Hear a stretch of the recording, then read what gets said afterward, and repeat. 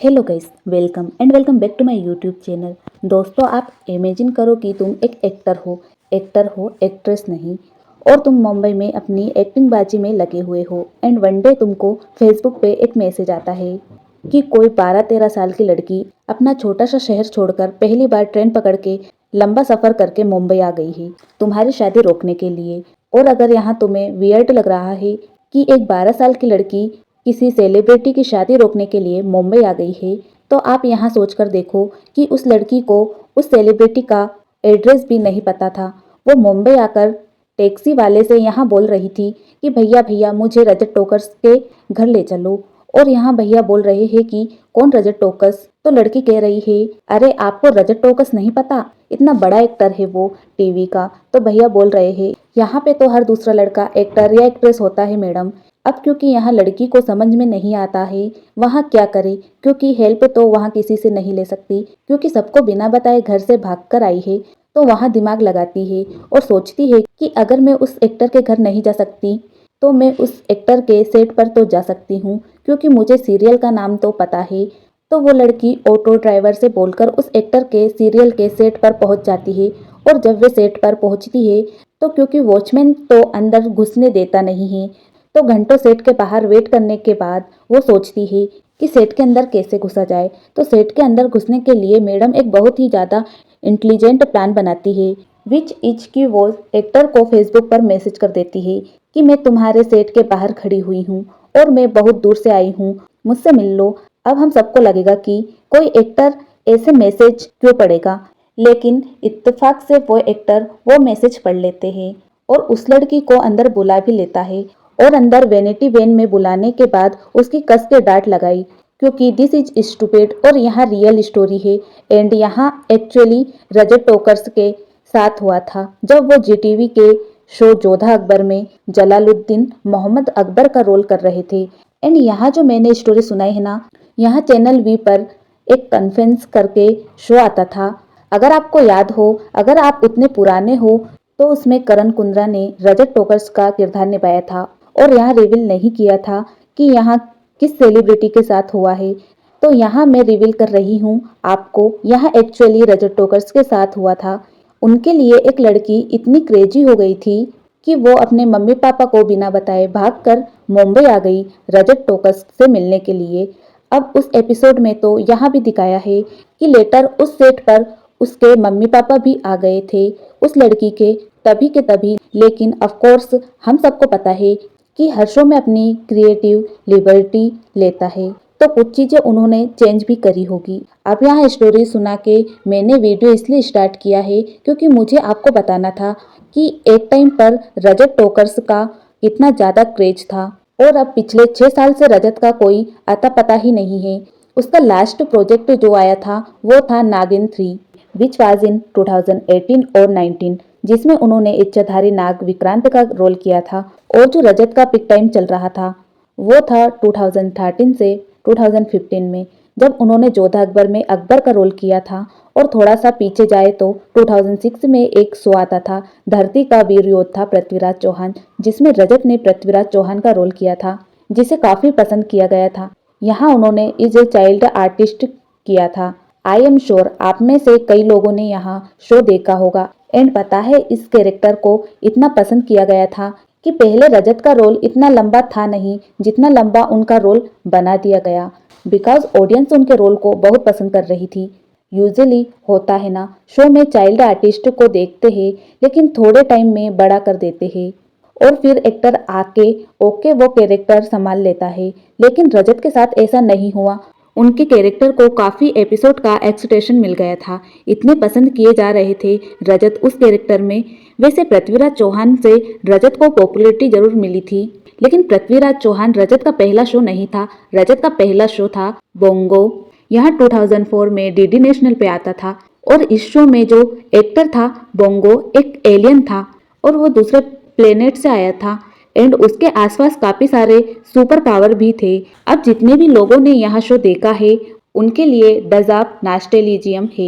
एक अजूबा देख लो, उनका जलवा ये जैसा चाहे वैसा हो जाए, कभी तू जाए नजर ना आए, दुनिया सोए जिसने तबाही बचाया है, ये सब हर रूप बदलता है।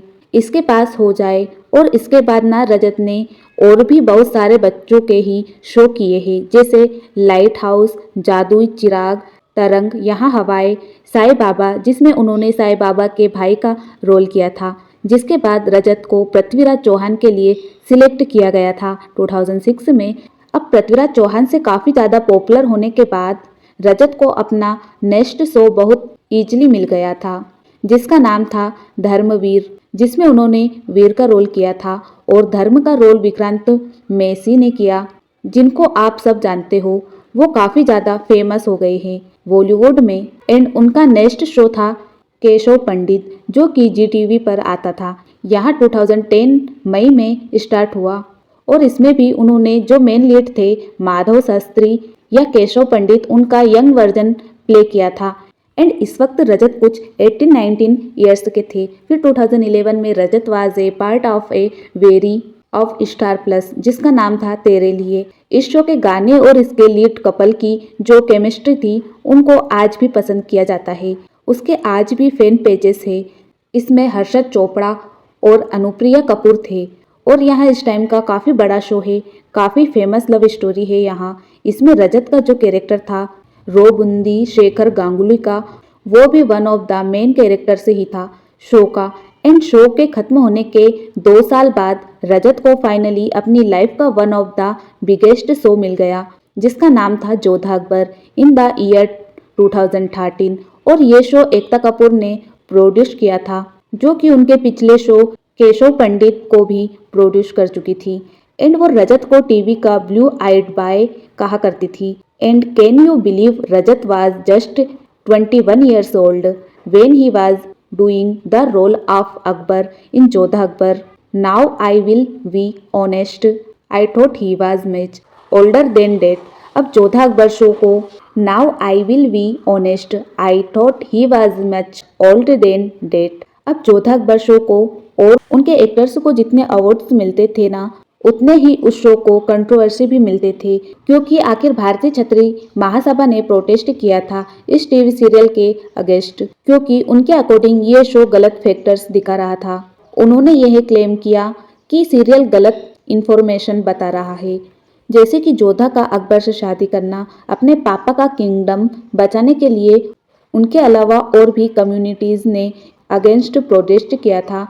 और उन्होंने यहाँ भी बोला था कि जोधा नाम का कोई भी पर्सन एग्जिस्ट ही नहीं करता था। इनफैक्ट यहाँ मैटर इतना बढ़ गया कि एकता कपूर के पुतले भी जलाए गए थे ऑन रोड, जिसके बाद एकता कपूर ने बैकआउट कर लिया था इस शो से is a producer. And do you know Ekta Kapoor had a big head इस शो को उठाने में, क्योंकि शुरू में यहाँ शो इतना पसंद नहीं किया जा रहा था, इतना कोई नहीं देख रहा था इसको, इतनी हाई टीआरपी नहीं थी इस शो की। It was her brain and her experience also, जिसकी वजह से यह शो इतना उठ गया। इवन शो के 19 क्रू मेंबर्स ने एक साथ शो से वर्कआउट कर लिया, जिसका रीजन डायरेक्टर का रूड होना बताया जा रहा था। और फिर यहाँ जो कंट्रोवर्सी हो गई, उसने तो और आग में घी डाल दिया।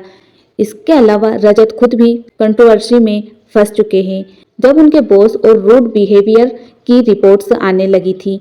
कहा यहाँ जा रहा था कि उनके सपोर्ट बायोज से चिक हो गई, जो हाथापाई तक पहुंच गई। हालांकि रजत ने इस इंसिडेंट को इनकार कर दिया। उन्होंने बोला ऐसा नहीं हुआ था।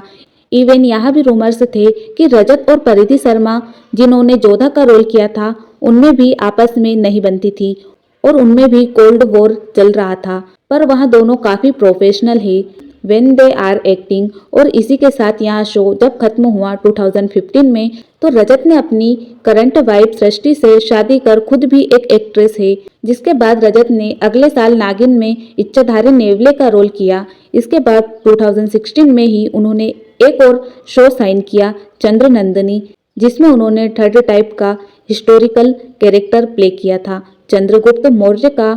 एंड इसी टाइम पर रजत चंद्र नंदिनी कर रहे थे। तो रजत को एक न्यूज़ पर काफ़ी गुस्सा आ रहा था कि एक मीडिया पोर्टल ने रजत और उनकी को एक्टर तनु खान के लिए यह लिख दिया था कि पेकअप के बाद वहाँ दोनों वेनिटी के साथ टाइम स्पेंड कर रहे थे।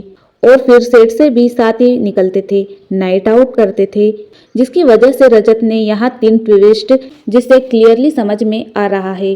Date is a married man, he did not like it to me there, I am here to stay and then 2018 में नागिन 3 में उन्होंने इच्छाधारी नेवले विक्रांत के रोल को वापस से किया। जैसा कि मैंने आपको बताया है कि this was Rajat last appearance on television and Rajat ने 7 साल से कई एक्टिंग अप्रोच नहीं लिया है एंड रजत अभी कोई एक्टिंग करने के लिए लुक फॉरवर्ड भी नहीं कर रहे हैं। वो भी कुछ दूसरी चीजों में और पर्सनल चीजों में बिजी है, यहाँ उनका स्टेटमेंट है। और अगर आप भी टीवी में इंटरेस्टेड हो और अगर आपको भी 2013 से 14 में टीवी देखना पसंद था जब जोधा अकबर आता था, जोधा एंड रुकैया बेगम करके एक कैरेक्टर था, उन पर मैंने ऑलरेडी एक वीडियो बनाई है, आप इंटरेस्टेड हो तो वहां जाकर देख सकते हो। और आपको हमारे द्वारा दी गई जानकारी अच्छी लगी हो तो वीडियो को लाइक, शेयर और चैनल को सब्सक्राइब करना ना भूलें। मिलते हैं नेक्स्ट वीडियो में, तब तक के लिए bye bye. Thank you for watching video.